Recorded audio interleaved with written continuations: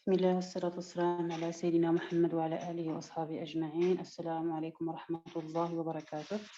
Inch'Allah, on va faire aujourd'hui le quatrième exercice de la série 1 en optique SMPC. Alors, l'énoncé de l'exercice, on a un pinceau lumineux, bien un fin pinceau lumineux arrive sur une surface plane séparant l'air de l'eau. Okay? L'indice de réfraction N est égal à 1,33. Donc, on a un rayon qui vient sur une surface plane de séparation entre quoi? Entre l'air et l'eau. On représente ces rayons lumineux observés sur la figure ci-dessous. Donc, la première question, c'est qu'on demande d'identifier les rayons 1, 2, 3 et indiquer les angles correspondants. Donc, comme on sait, lorsqu'on a des rayons qui arrivent sur un plane, sur une surface plane, ça veut dire qu'on va avoir un rayon incident, on va avoir un rayon réfléchi, donc un rayon incident, un rayon réfléchi et un rayon réfracté. Donc, d'après notre figure, c'est clair que le rayon 1 et 2 ne peuvent être que les rayons incidents et les rayons réfléchis. Et le rayon 3 ne peut être que le rayon réfracté. Maintenant, on va se poser la question encore. Comment on peut savoir le rayon réfléchi du rayon incident? Donc, d'après notre cours, d'accord, on a toujours le rayon incident et le rayon réfléchi se trouvent toujours dans le même milieu, ça c'est clair. Et aussi, il faut toujours prendre une règle, que le rayon incident et le rayon réfracté sont quoi? Ils sont symétriques par rapport au point de contact. Alors, regardez le point de contact, ils sont symétriques, ou bien, si vous voulez, symétriques de façon plane. Ils sont symétriques par rapport au point de contact. On ne peut jamais avoir. Alors, pour que je puisse être plus clair, voilà une surface de séparation. Lorsqu'on a un rayon incident, d'accord, c'est clair qu'il va avoir un rayon réfléchi. Donc, le rayon réfracté, où se trouve-t-il? Est-ce qu'il se trouve ici ou bien ici? Toujours, il se trouve dans, si vous voulez, dans cette zone et jamais dans cette zone. D'accord? Rayon incident, rayon réfléchi, rayon réfracté. Donc, le rayon incident et le rayon réfracté, on peut dire qu'il y a une symétrie par rapport au point de contact. Donc, finalement, qu'est-ce qu'on peut en déduire? Le rayon 1, c'est le rayon incident, d'accord? Le rayon 2, faites attention au sens, s'il vous plaît. Donc, c'est le rayon incident, toujours, il arrive. Le rayon réfracté, il sort. Donc, on a une réflexion, pardon. Le rayon réfléchi. Et le rayon réfracté, il va être, bien sûr, le rayon 3. Rayon réfracté.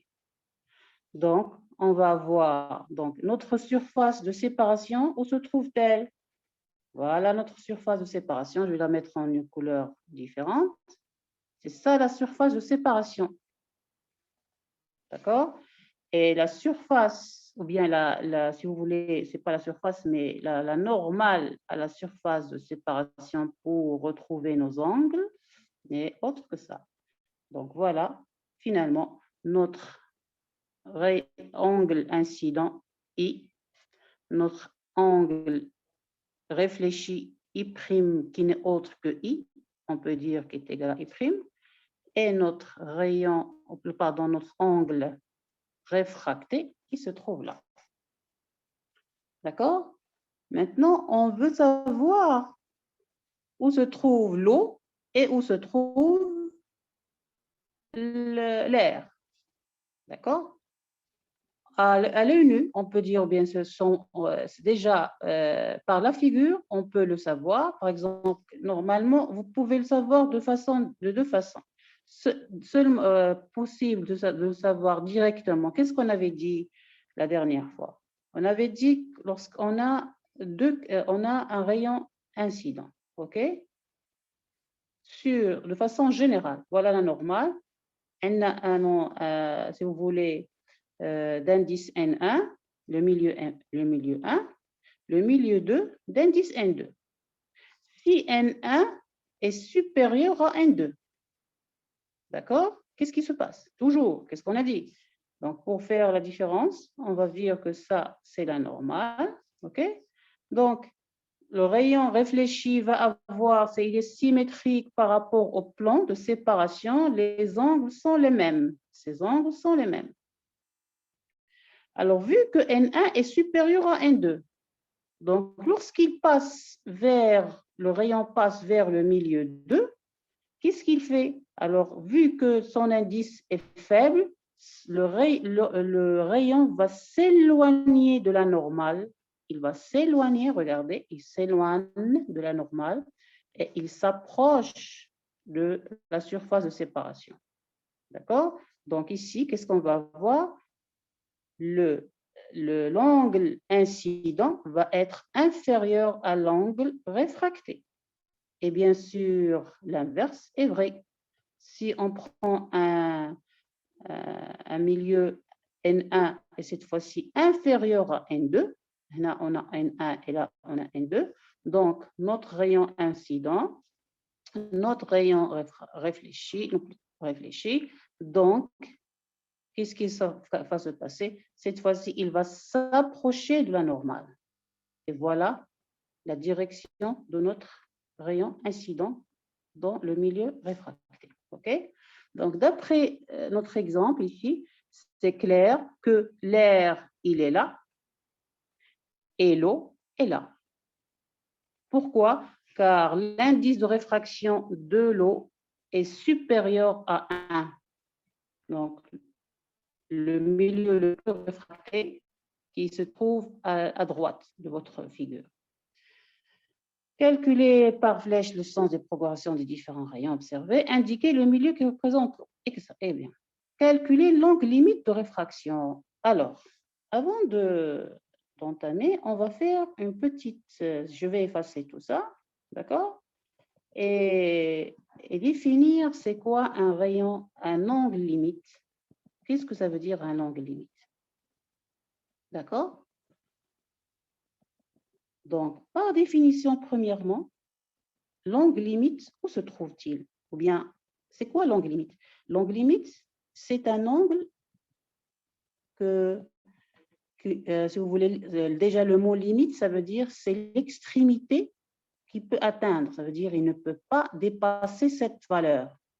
L'angle limite, c'est un angle extrémité ou bien la valeur maximale que peut atteindre ce rayon. D'accord? Donc,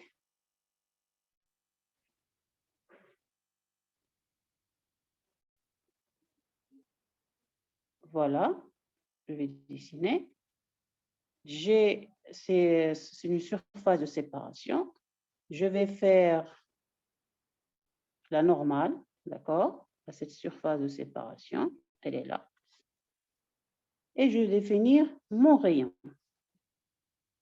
Mon rayon, il vient là. Très bien. Excellent.